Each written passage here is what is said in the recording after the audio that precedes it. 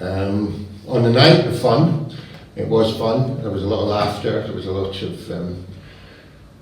of audience engagement. The staff who bid genuinely, I think, felt that they'd achieved something by getting there. So the best bit about it was a sense that you engaged with all sorts of parts of the organisation. You engaged with the audience. I was surprised. I thought the audience would be kind of enthusiastic for every bid, but they were very discerning. I mean, they recognised a bid that wasn't worked out very well, they recognised a good bid, and their scores were actually really important. And that was important for us because we were connecting with the hospital and the staff and the people who came along. So, but overall, it was fun. I was very clear when we were talking to the people we'd asked to be dragons and when we were doing some of the stuff on the radio. There was definitely a sense of, you know, is this real? Are you really got £100,000 to hand out? And we were at great pains to say, absolutely, absolutely we have £100,000. And we have every expectation we'll hand it out on the night. Now, you know, if there aren't enough good bids, we're not going to throw money away, but the shortlisting process produced, well, yeah, terrific bids. And when you look around, whether that's from, you know, scopes and equipment in respiratory thoracoscopy, or whether it's buggies going around, or whether it's things in urology for healthy men, you know, I mean, all of those things are there, it's done. Contrary to popular belief, I'm really warm and cuddly. But I strongly recommend you come with a really well-prepared bid.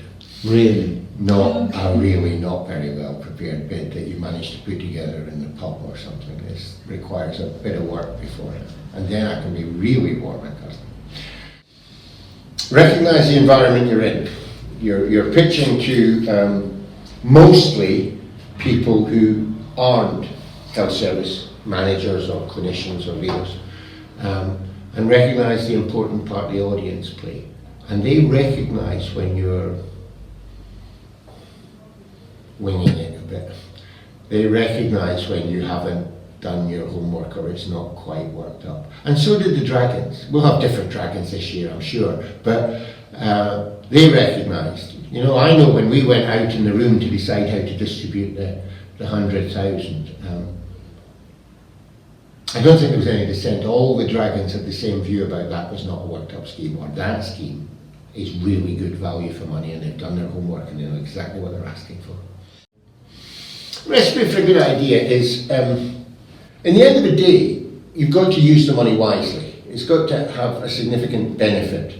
It doesn't have to be clinical in the narrow sense. You look at the buggy, for instance. It doesn't have to be high tech. Look at the urology stuff, you know, it's pretty simple. But what it does have to do is to deliver something significant for the patients of this hospital, either in a narrow group or in a wide group. And in the end, when you add them all together, what happened at the end of that night was people felt immensely proud. And pride's a really good thing. Every single one of the things we approved has happened. And that shows that they weren't silly ideas, they weren't half-baked, they were well-priced things that we could do. Some of them took a bit longer, took quite a few months to get some of them to happen, but you know, every single one of them has happened. And I would be deeply disappointed if staff out there didn't look at that and say, I've got something I could bid for in this.